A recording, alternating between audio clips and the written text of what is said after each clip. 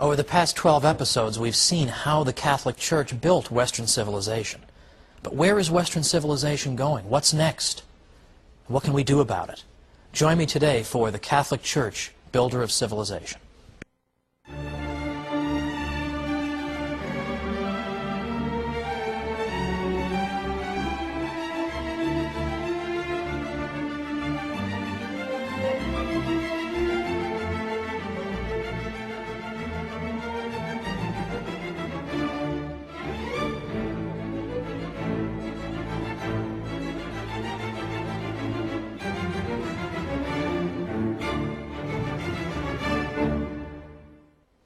Welcome to the Catholic Church, Builder of Civilization. I'm Thomas Woods. This is our last episode. So let's take a moment and take stock of what it is that we've seen thus far. Because I think when you put it all together, it's a pretty impressive package for the Catholic Church after all. For instance, we went after the subject of science right away, because there I think people are most likely to disparage the Church or to think not especially well of her, that she has not distinguished herself very well when it comes to science. But to the contrary, we've seen that modern historians of science, who would know something about this, they do this for a living, are now no longer saying that about the Catholic Church, that she's just an enemy of science. We've actually seen that the Church, in fact, introduced into our civilization critical ideas that made it possible for science to develop. In fact, it's not just a coincidence that science developed in a largely Catholic milieu, in a world that was formed by Catholic ideas, but rather it makes perfect sense, as we saw earlier. Beyond that, we looked at great priest scientists whose names have been forgotten, but who achieved great things in the sciences.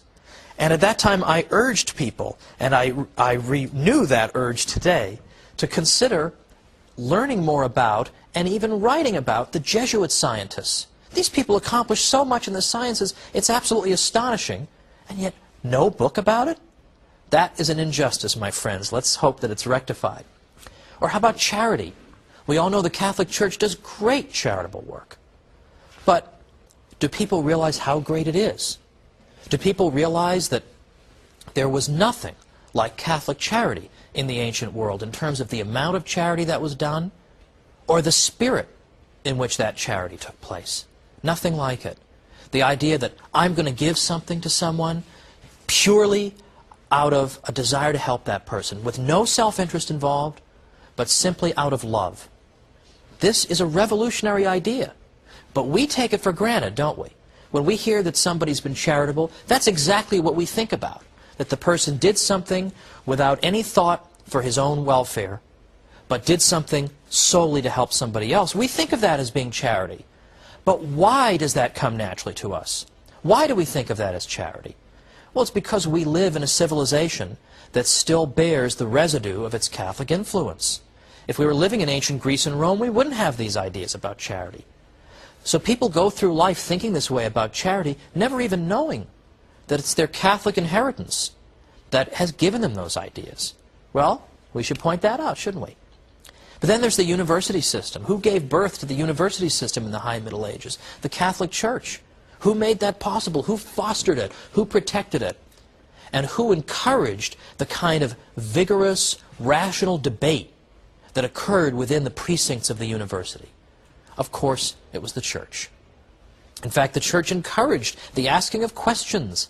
The whole tradition of scholasticism consists of asking questions and being certain that recourse to both authority and reason can resolve these questions.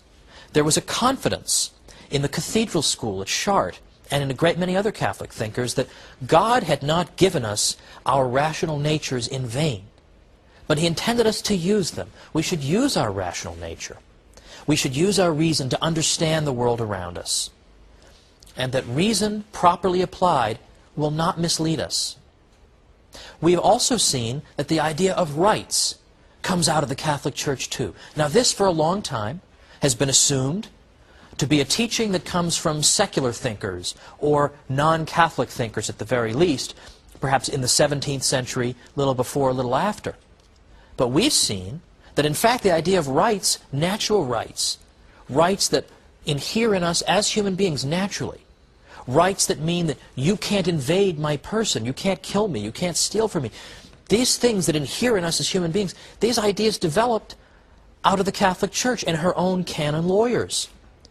And here I rely on an important book by Brian Tierney, who's one of the great experts on the idea of rights. He has a great book called The Idea of Natural Rights.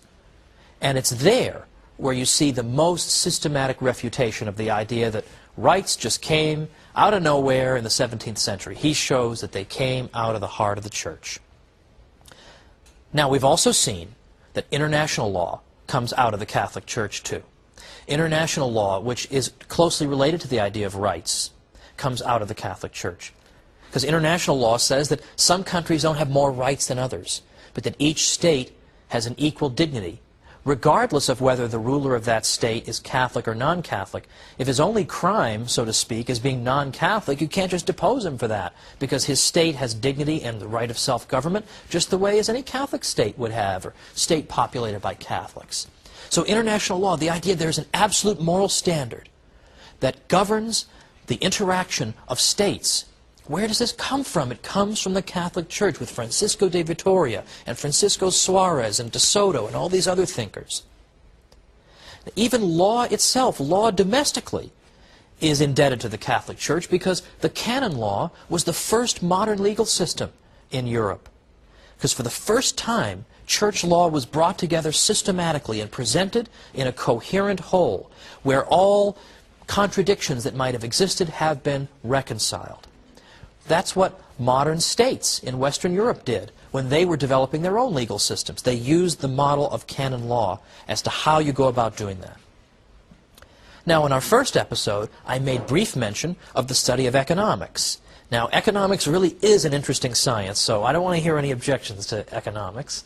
But economics is often thought to have emerged in the 18th century. In the 18th century, sort of deistic thinkers, or thinkers who certainly weren't Catholic, just suddenly came up with the idea of economics, just kind of poured out of their heads. But in fact, that's not what historians today are saying. For the past half century, historians who write about the history of economic thinking are now saying that it's not Adam Smith in the 1770s who just gave birth to economics, just came all out of his gigantic head. But instead, they're now pointing to a people called the late scholastics, who were Spanish thinkers. Well, they weren't all Spanish, but the best ones were Spanish. So all you Spaniards out there, congratulations. As the source of modern economic thought, the late scholastics are really the source. One of the great 20th century economists, Joseph Schumpeter, said, "It is they who come nearer than does any other group to having been the founders of scientific economics." And there's been much scholarship written about this ever since Schumpeter wrote in the 1950s. Modern historians of science have continued to uncover the critical and important insights into economic thought of these people. For example, Raymond de Roover, Marjorie Grice Hutchinson, and scholars who are still alive like Alejandro Chafuin and Harry Vereiser at the University of Detroit. This is an important contribution as well. Now let me give an example of what I mean here. In the 16th century, when precious metals coming from the New World began to reach Europe, people noticed that prices rose. So what they recognized was there was a kind of a fixed cause and effect relationship going on here, that there was a relationship, some kind of a relationship, between the level of prices and the amount of money. So in effect, this was like an economic law. So they understood scientifically that there were relationships at work in the world of economics. This is an essential breakthrough. They also wrote great moral treatises relating to economics. Like Juan de Mariana wrote a fantastic treatise denouncing inflation, when governments inflate the money supply and thereby make each unit of money worth less. He denounced this as a terrible, inexcusable crime. Kings used to call in the coins in their realm and then clip them and save some of the metal and then return the coins to the people. And of course, he's gained an awful lot for himself, and they're stuck with these crummy coins they have to exchange at the old value. Juan de Mariana denounced this because he understood the economics behind it. Now, how did this go unheralded for so long? Why for so long did we all think Adam Smith had a gigantic head? Like, why did we think this? In part, it's because the people who wrote this stuff, the late scholastics, they didn't write books on economics for the most part. They wrote great moral treatises. And in the course of their moral treatises, they referred to economic topics. But they never had a book that said, here's our stuff on economics. So it was easy to overlook it. In addition, they wrote in Latin. And by and large, scholars today, particularly in economics, are not known for reading Latin. And so this was simply forgotten. And only now are we digging it out and saying, Catholics did this too. It's unbelievable. So I would say that we put this all together, and we haven't even talked about art and architecture. I assume that's taken for granted. The Catholic Church built Western civilization. And yet, not to beat a dead horse here, but this is one dead horse that amply merits a substantial beating. The European Union Constitution refuses to acknowledge the Catholic inheritance. Not a word.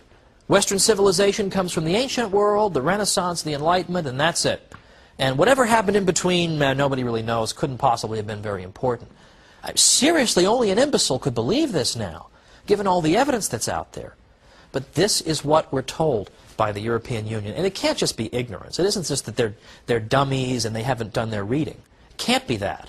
Because nobody who would presume to make a statement officially on behalf of the European Union could be that uneducated. It's frankly because of hostility toward the Church. There is a hostility toward the Church. We all know it. And in fact, this colors people's statements and judgments. They don't want to give the Church credit for things. My own theory is that one of the reasons a lot of secular intellectuals despise the Church is that the Church, in effect, reproaches them for their immoral lifestyles. They don't like being told they're not supposed to do this and that. And every time they see the Church, it's a reproach to them. And so therefore they have to wipe it out. They have to destroy it. They have to ignore it. But we refuse to go away, don't we? We refuse to go away. Well, after the break, we're going to talk about the state of Western civilization right now. Look around at the art world a little bit, the state of things, and see what, if anything, we can do about this. And what can we do to take this knowledge and spread it out there to the world? I wrote a book called How the Catholic Church Built Western Civilization, because I hoped it could help to spread this knowledge among the general population. Let's see what else we can try to do to make people aware of what an extraordinary treasure the world has in the Catholic Church. Supernaturally, yes, but even on a natural level, all the glorious things she's done. How do we spread that around? Let's talk about that after the break, and we'll see you in just a minute.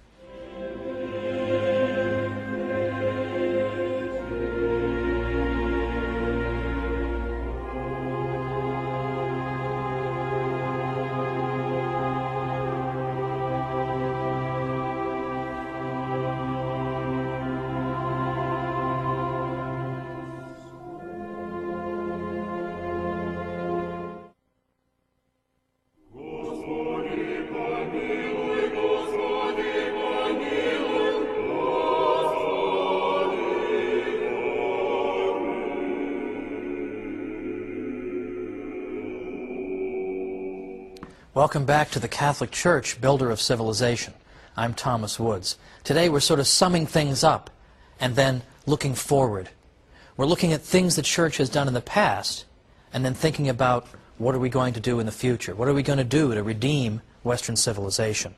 Build it back up again to where it belongs. Now, I think if you were to take a quick glance, for example, at the world of art today, it's probably not fair to say all of modern art is just a complete disaster. I don't think anyone would really say that. However, I think we can say that there seems to be a relationship between a civilization's view as to whether there really is a transcendent, there's something that is beyond our experience, and a civilization that doesn't believe that believes in materialism. Materialism in this sense doesn't mean greed, it means believing that matter is all there is. If something isn't physical, then it doesn't exist. That's what materialism teaches. And it seems to me fairly obvious that the type of art you would see in those different types of civilizations would differ from each other. And this is a point that Jude Doherty made. He's the Dean Emeritus of the School of Philosophy at the Catholic University of America. And he's made this point. He asked the question, could a great Gothic cathedral, or indeed Gothic architecture in general, could that have been built in a materialistic culture? And likewise, could some of the hideous things that we see around us all the time, what Doherty calls Lego set architecture, we're surrounded by everywhere, would that have been built in an age and a culture that believed in the transcendent? When you, in effect, when you believe in materialism, what you're saying is that there is no meaning to life. If all there is matter, if matter is just dead, it has no purposes, then there is no meaning to anything if there's no transcendent. And if you really believe that life has no meaning, it would be a miracle if that belief weren't in fact reflected in your art.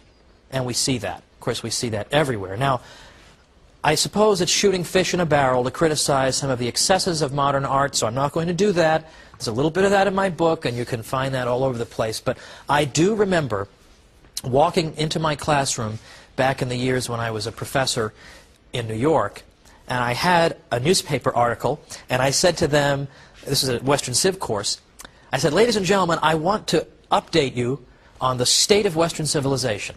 And I read to them this news item. And it was a news item about the Turner Prize exhibition in England. It was a prestigious art prize. And one of the exhibits was called The Lights Going On and Off. And in this exhibit, the artist, so-called, flicked on and off the lights of the facility. And this produced an interesting effect, apparently. And that was his work of art. I know what you're all thinking. I can flick lights on and off too. I know. I'm thinking the same thing. Also in recent years, at major prize competitions, more than once, the janitorial staff has mistakenly thrown these art exhibits in the garbage, assuming that they were trash. What does that say to you about the state of the civilization? Now, if we Catholics don't defend ourselves, as I said at the beginning, nobody's going to do it for us. We've got a glorious civilization behind us. We've produced some extraordinary art that is admired by people all over the world. Now, it's true, though, that we're not Catholics because we produced great art. We're not Catholics because the Church helped to foster the university, or because the Church encouraged the sciences. These are all wonderful things. That's not why we're Catholic. But there are a couple of benefits that come from knowing this information. And the first one is that a lot of people do believe a lot of negative things about the Church, don't they? A lot of people believe these negative things.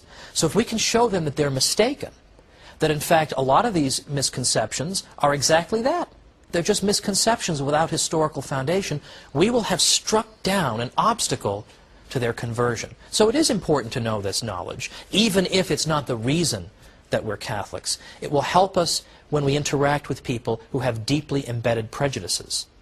But remember, nobody's going to defend ourselves if we don't defend us. We have to defend ourselves. We have to be prepared to tell people these things when they come up and say the Church has been nothing but a blight. We have to have an answer for that, because they're not going to have the answer. We need to give them that answer. But secondly, these things help to confirm our own faith. And what I mean by that is that we should expect Christ's Church to bear such wonderful temporal fruits. Because if the Church really is what she claims to be, she's the bride of Christ, she's a divine institution, then naturally we would expect her to bear great supernatural fruits in the form of grace and the sacraments.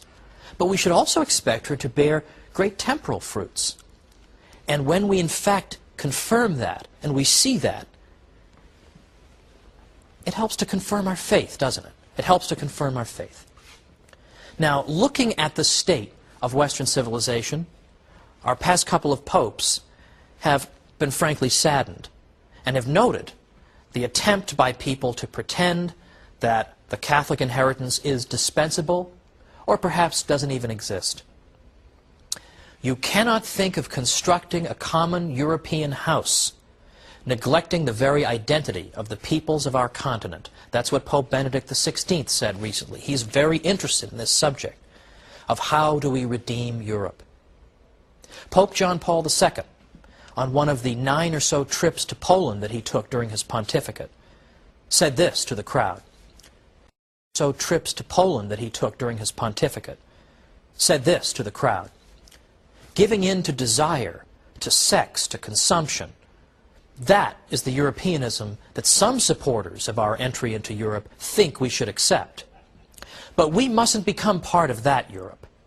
We, he said, were the ones who created Europe, and with much more effort than those who claim exclusive rights to Europeanism. What is their criterion, the Pope said? Freedom. But which freedom? The freedom to take the life of an unborn child? Brothers and sisters, he concluded, I protest against this concept of Europe held by the West. And this message must be shouted loudly from this land of martyrs. Europe is waiting for redemption. The world needs a redeemed Europe. Now, I myself am a convert to the Catholic faith. And when I initially converted, I converted in large part because of theological and scriptural reasons and a lot of study. And I knew I had done the right thing. I knew I had acquired the pearl of great price. Well, this project has been, in effect, like a second type of conversion for me. I've renewed all the enthusiasm that I had for the church when I first entered. Because I knew a lot of this stuff about the history before I wrote How the Catholic Church Built Western Civilization, but I learned a lot more as I did it. And I said to myself, this is it. This is the institution that Christ established. Look at it. Look at all the wonderful fruits. Now, how are we going to get this out there? Well, I would say a key method is educating ourselves, and that includes educating the next generation.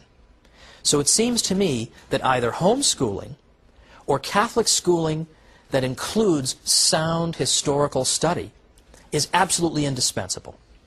Because let's be honest, a lot of people in the world are not particularly knowledgeable about the stuff we've covered here. So it only takes 2 or 3 really well thought out sentences to knock over their whole case. So if we got our kids ready so that when they go out there and they find themselves fighting against anti-Catholic propaganda, if they're ready to meet it on its own terms, people are going to be stunned. They're not going to know what to say because nobody's got a good historical foundation.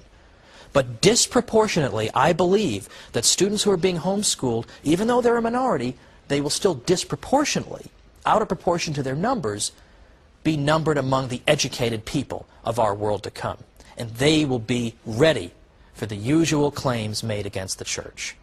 That's essential. We're all set to get started homeschooling our kids. I can't wait to do it. But in the case of my own conversion, you know, I remember, if I may be pardoned this personal conclusion, I remember I was on the verge of converting.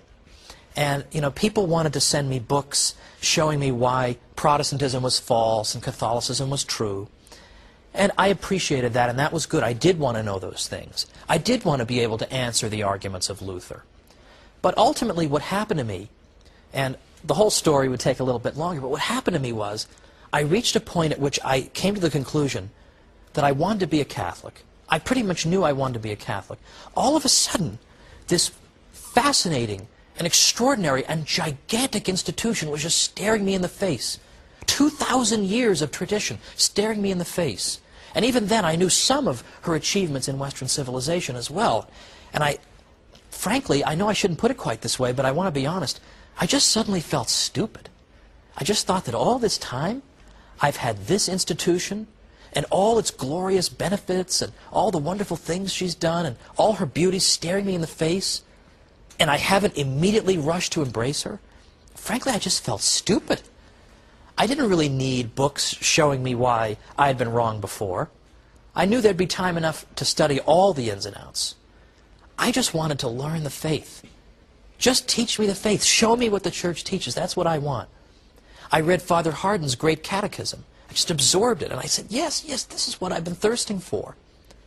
And I bring this up because I have a friend who contacted me not long ago, and he's having second thoughts. He's a Protestant, and he's thinking maybe he wants to become a Catholic. And my first instinct was, let me send him all these books showing him why he's wrong to be a Protestant. And I realized, you know what, he's going through just what I went through at that time.